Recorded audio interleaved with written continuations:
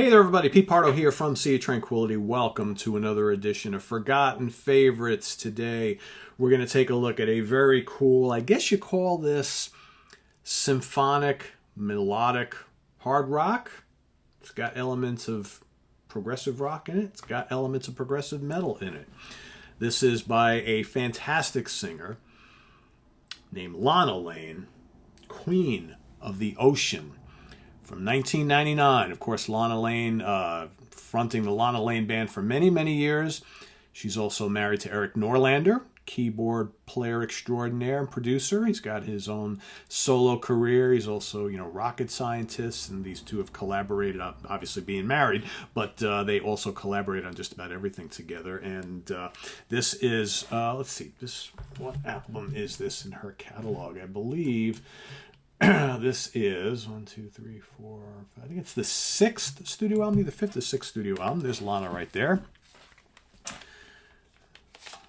And just so you can kind of take a look, cool booklet here. There she is.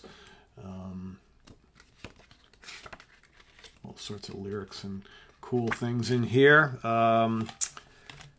I've been following the career of Lana Lane pretty much since the beginning. So like I said, this came out in 1999. Her very first album, Love is an Illusion, was 1995. She's got a ton of albums, studio albums and live albums. This might be my favorite.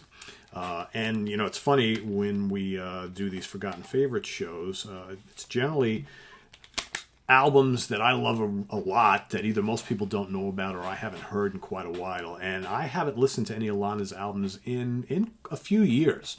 I've got pretty much all of them, and I just happened to be looking through some of my stacks of stuff, and I'm like, I think I need to do a show on Lana. So Queen of the Ocean. Fantastic album. We've got on this reissue, this Japanese issue, which came out in the early 2000s, we've got 9 tracks, but the original album was 8. Starts off with In the Hall of the Ocean Queen, which is like, if you're familiar with her music at all, again, you've got Eric Norlander helping out with the arrangements and producing her husband, so you can expect a lot of big symphonic 70s-style keyboards on this album, and that's what we get to open things up. And then we've got Night Falls. I probably should talk about who plays on the album, too, before we get any deeper, right? Because we got some notable folks on here. Let's see. Let me just track it down. So, I know it's got to be on here somewhere. It must be on here somewhere. So, Lana on vocals, Eric on keyboards. Is this Neil? Yeah, here we go. Neil Citron on lead and rhythm guitars. Mark McCrite on acoustic guitars, electric rhythm guitars, backing vocals. Danelle Kern on rhythm guitars.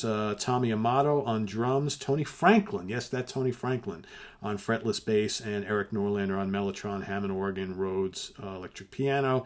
Mini Moog, Yamaha, and Alexis synthesizers. And then you've got Don Schiff helping out on the stick. Greg Ellis adding some percussion, and Tully Winfield some background vocals on a few tracks. So, good cast. Most of those folks, generally speaking, have played quite a bit with Lana over the years. And on this big bombastic album, so let's continue. Night Falls.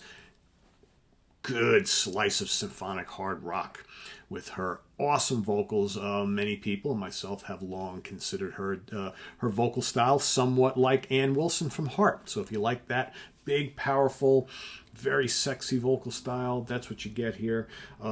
Queen of the Ocean, the title track, is absolutely amazing. Immense song. I was just listening to this again before we went on the air, and I had forgotten just how great of a song that is. I mean, if you like big, hard rock guitars and absolutely tremendous walls of keyboards and that voice soaring over the top, it's so good. So good. Stop what you're doing right now and go listen to Lana Lane, Queen of the Ocean, the song. Amazing. Then you got Let Heaven In, a little lighter. Okay, very melodic still, not quite as dark and heavy. Then you got Frankenstein Unbound, which is more of a fast-paced hard rocker. Again, a lot of good riffing going on, good soloing from Citron, and great vocals on that from Lana as well. Souls of the Mermaid is absolutely gorgeous, nicely textured, kind of proggy song. All right, then you've got here for the Japanese import, bonus track only, Season's End. Yes, a cover of the Marillion classic Season's End. Done really, really nice. Lana does a fantastic job capturing the emotion of Steve Hogarth on that one. Really good. Then you got Rainbow's End, another melodic track. A lot of great instrumentation, great keyboards, and it rocks. Okay, and then finishing it off, you've got the 8-minute epic, Without You, which is another kind of one of those slow builders, very melodic. Lana really putting in an emotional vocal on this one, but she's surrounded by all sorts of really good instrumentation on the keyboards from Norlander and Citron's guitar, the big drum fills and what have you. Just a really, really good track, and a very, very good album filled with lots of drama, passion, and emotion. That's the important thing here. And while there are moments of, like kind of like progressive metal on here, it's more of just a symphonic, just really strong hard rock album with some great vocals, great harmonies.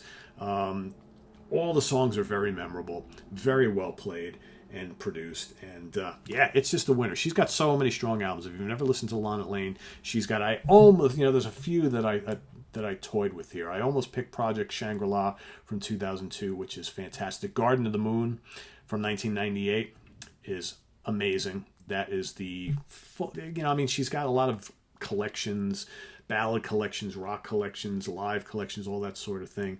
But the Garden of the Moon is the one that came right before this in 1998. This is 1999. So, definitely worth seeking out.